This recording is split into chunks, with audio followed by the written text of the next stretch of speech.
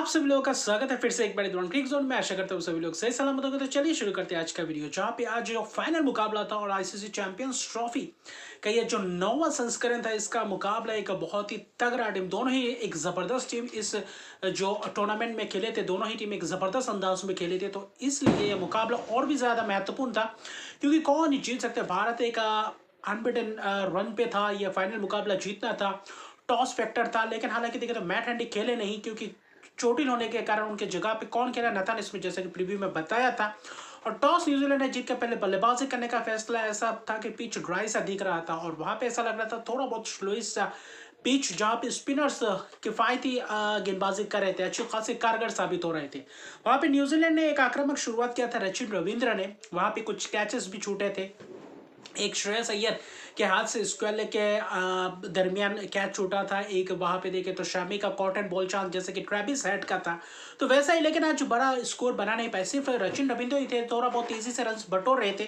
37 run बने 29 गेंदों में, लेकिन पहले तेज गेंदबाज खासतौर पर शामी और जब हार्दिक पांड्या गेंदबाजी कर रहे थे, फिर देखे तो स्पिनर्स को लाए थे, आज वरुण चक्रवर्ती को लाए, और वरुण चक्रवर्ती को लाए और वहां पे ही विकेट्स का सिलसिला शुरू हुआ। पहले तो विल यंग को चलता है कि एलबीडब्ल्यू का शिकार गूगली को पढ़ नहीं पाए, फिर अगले कुछ ओवर के बाद कुलदीप यादव ने रचिन रविंद्र को आते ही पहले गेंद में पावर प्ले के बाद, कहने पावर प्ले अच्छा खासा घटा था, 69 रन पे 1 विकेट गिरे थे, और तो वहां पे ऐसा लग रहा था कि यहाँ पे स्पिनर्स के मैच को फंसा सकते हैं, और वहां पे कारगर साबित हुए। कुलदीप यादव आया, आज कुलदीप यादव का कहीं ना कहीं दिन था, और वो जो 2-3 विकेट गुच्छों में गए वो कहीं ना कहीं कारगर साबित हुआ भारतीय टीम के लिए। 37 रन बनाकर रचिन रविंद्र, कुलदीप यादव ने चलता है कि आगे की गेंद पीछे खेलने गए, वहां पे टर्न किया और वहां पे बोल्ड हो गए पहले ही गेंद अपने स्पेल का, और बहुत ही महत्वपूर्ण विकेट। फिर केन विलियमसन कॉटन बॉल, हल्का सा फुल लेंथ डिलीवरी, वहां पे चिप करने की कोशिश और हल्का सा लग के टॉप एज और वहां पे कैच। फिर डेरिल मिचेल की वो जुझारूपन पारी, वहां पे बीच के ओवर्स में धीमे चल रहे थे, 11 से 30 ओवर तक वहां पे रन रेट से 30-35 रन के करीब रन बटोर रहे थे। वहां पे ऐसा लग रहा था कि क्या विकेट्स बचाकर आखिर में एक वो स्कोर तब्दील कर पाएंगे जहां से लड़ाई कर सकते। टॉम लेथम ने भी वही कोशिश किया, रन रेट को वो बरकरार नहीं रख पाया जहां पे पावर प्ले में किया था। फिर गेंदबाजों ने वापसी किया और टॉम लेथम को चलता किया किसने, रविंद्र जडेजा। अक्षर पटेल को भी लाए थे 2-3 ओवर करवाने के बाद, जहां पे वरुण चक्रवर्ती ने विकेट चटकाया था, उसके बाद अक्षर पटेल को लाए, फिर रविंद्र जडेजा को तो लाए, अच्छी खासी गेंदबाजी का। कुलदीप यादव का मुंह बहुत ही जबरदस्त था कप्तान रोहित शर्मा द्वारा, वहां पे महत्वपूर्ण विकेट्स। फिर लेथम हालांकि 14 रन बनाए, चलते बने, वहां पे रविंद्र जडेजा के शिकार हो गए।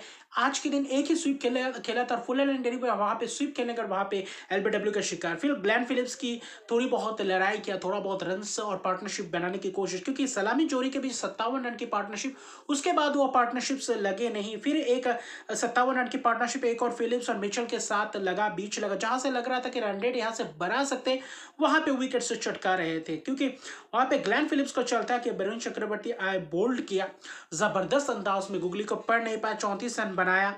और डेरियल मिचेल ने वही खास तौर पे देखे तो वो लड़ाई करते करते आखिर में 63 रन बना 101 गेंदों में, वहां पे थोड़ा बहुत धीमे चले, शामी के शिकार हो गए, छक्का मारने की कोशिश में थे।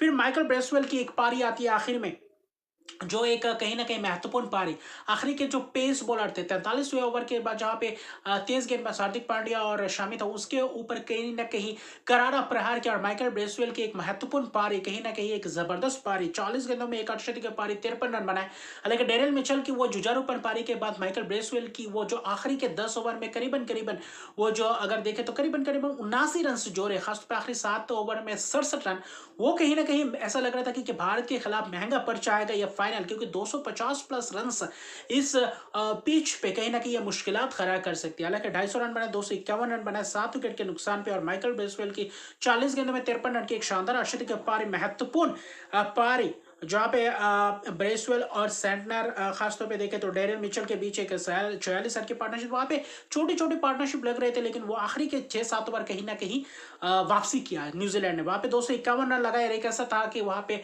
एक फाइटिंग टोटल था, 2 विकेट वरुण चक्रवर्ती, 2 विकेट कुलदीप यादव जबरदस्त स्पेल किए, दोनों ही गेंदबाज ने किफायती स्पेल। अक्षर पटेल अच्छा खासा विकेट नहीं चटकाया, लेकिन बीच में अच्छा खासा रोक के रखा था रन्स को, लेकिन शामी और हार्दिक पांड्या कहीं ना कहीं महंगे रहे। तेज गेंदबाजों के खिलाफ 12 ओवर में 104 रन पड़े, तो वहां पे तेज गेंदबाजों को उतना मदद दिखा नहीं आज दुबई के इस पिच पे।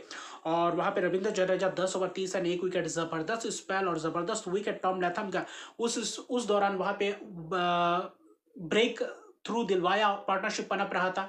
तो फाइनल में ऐसा ही चाहिए था, तो कंट्रीब्यूशन जबरदस्त था, लेकिन 252 रन के लक्ष्य में चाहिए था कि पावर प्ले को आप अच्छी तरीके से यूटिलाइज करो। वहां उसी फिराक में दूसरे गेंद में काइल जेमिसन के ओवर में क्या जबरदस्त अंदाज में पुल लगाया वहां पे रोहित शर्मा कप्तान ने आज कप्तानी पारी खेली कहीं ना कहीं। पावर प्ले जबरदस्त रहा और शुरुआती क्षण में 18 और 19 ओवर तक जबरदस्त चला था। ऐसा लग ही नहीं रहता कि यहां से मुकाबला भारत हार सकती है। स्पिनर्स को भी लाए थे, तेज गेंदबाज भी कर रहे थे। 10वें ओवर के बाद कहीं ना कहीं स्पिनर्स को लाए थे। पावर प्ले के अंतिम ओवर्स के दरमियान वहां पे सैंटनर आए थे, माइकल ब्रेसवेल वहां पे थोड़ा बहुत पावर प्ले के बाद थोड़ा बहुत रनगति में दिमाग सा किया था वहां पे ब्रेसवेल और सैंटनर ने। कहीं ना कहीं सचिन रविंद्र ने भी गेंदबाजी की थी, लेकिन वो एक विकेट वहां पे शॉर्ट कवर पे खड़े थे। शॉर्ट मिड ऑन आप ये कह सकते हैं, मिड ऑफ कह सकते हैं।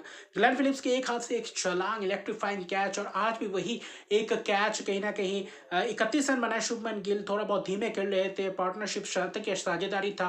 100 करीबन 8 रन पे पहला 105 रन पे पहला विकेट गिरा था, और वो कैच ऐसा लग रहा था कि क्या मैच टर्निंग पॉइंट वाला, मैच को निकालने वाला क्या वो कैच। सैंडर की गेंद, कप्तान ने वो ब्रेक थ्रू दिलवाया, फिर विराट कोहली अगले ओवर में ब्रेसवेल ने क्या अंदर आती हुई गेंद जबरदस्त टर्न किया, और वहां पे दूसरी गेंद पे चलते बने 1 रन करके विराट कोहली का विकेट। तो वहां पे 2 विकेट्स। फिर से रोहित शर्मा थोड़ा बहुत जूझते हुए दिखाई दिए, वहां पे रन बटोरते हुए उतना आसानी से दिखाई नहीं दिए, क्योंकि स्पिनर्स दोनों ही तरफ से लगे हुए थे और अच्छी खासी स्पिनर्स, तजुर्बेकार स्पिनर्स, तो मैं कहूँगा ब्रेसवेल अच्छी खासी टर्न मिल रहा था। सचिन रविंद्र अच्छी खासी गेंदबाजी कर रहे थे, विकेट गेंदबाजी वहां पे थोड़ा बहुत टर्न। सेंटर कहीं ना कहीं एक महत्वपूर्ण स्पेल करके गए ब्रेसवेल के साथ, और कहीं ना कहीं अगर देखें तो वहां पे रोहित शर्मा भी कहीं ना कहीं ऐसा लग रहा था कि थोड़ा बहुत जूझते हुए दिख रहे थे। 76 रन 83 गेंदों में 3 छक्के लगाए थे, और वहां पे सचिन रविंद्र के शिकार हो गए। आगे बढ़ के निकल के शॉट मारने की कोशिश में, छक्का मारने की कोशिश में वहां पे टॉम लैथम के ने स्टंपिंग किया। फिर वहां पे विकेट के 76 रन बनाए। फिर श्रेयस अय्यर, अक्षर पटेल वहां पे धीमे चल रहे थे, सिंगल्स डबल्स खेल रहे थे, बीच बीच में शॉट्स लगा रहे थे। वहां पे ऐसा लग रहा था कि मुकाबला क्या फंस रहा है। वहां पे अच्छी खासी पकड़ बना चुके थे।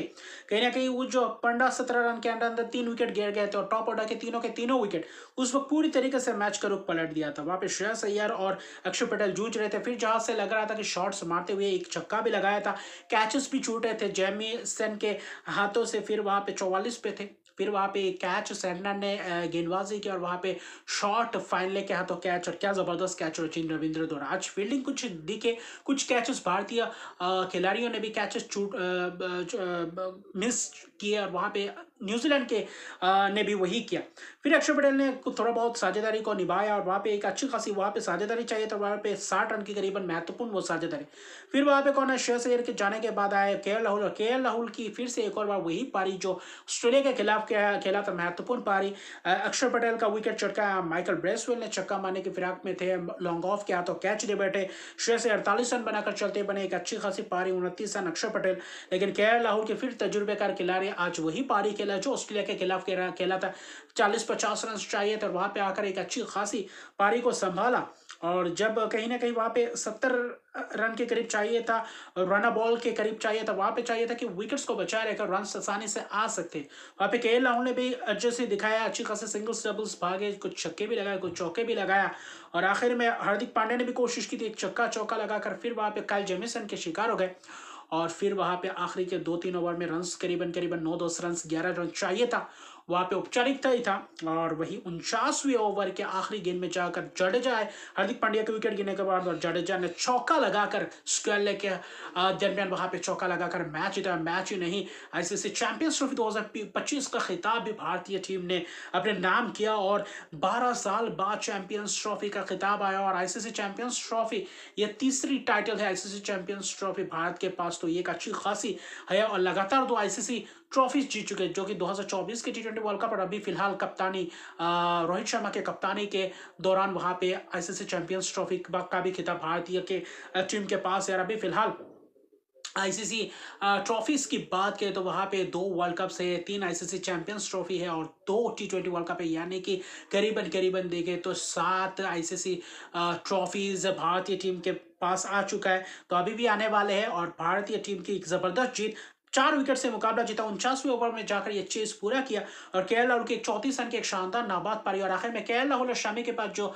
आईसीसी ट्रॉफीज नहीं थी, तो आज जाके ये भी मुमकिन हो गया और आखिर में एक जबरदस्त जीत। कॉन्ग्रेचुलेशंस भारतीय टीम के लिए और इस पूरे भारतवर्ष के लिए एक शानदार खुशी का माहौल है और हमारे लिए भी एक दिलचस्प माहौल। और अनबीटन चैंपियन 2013 में भी थे, अनबीटन चैंपियन चैंपियंस ट्रॉफी में, और 2025 में भी वही चीज दोहराया। तो एक जबरदस्त जीत, कांग्रेचुलेशंस टू टीम इंडिया और बाकी पूरे भारतवर्ष को एक बहुत ही जबरदस्त और शुभकामनाएं, हार्दिक शुभकामनाएं इस जीत के साथ। तो मिलते हैं अगले वीडियो में, अभी के लिए इतना रखते हैं। मेरे चैनल को सब्सक्राइब नहीं करते, मेरे चैनल को सब्सक्राइब कीजिए, लाइक शेयर कमेंट जरूर कीजिए। तब तक के लिए गुड बाय।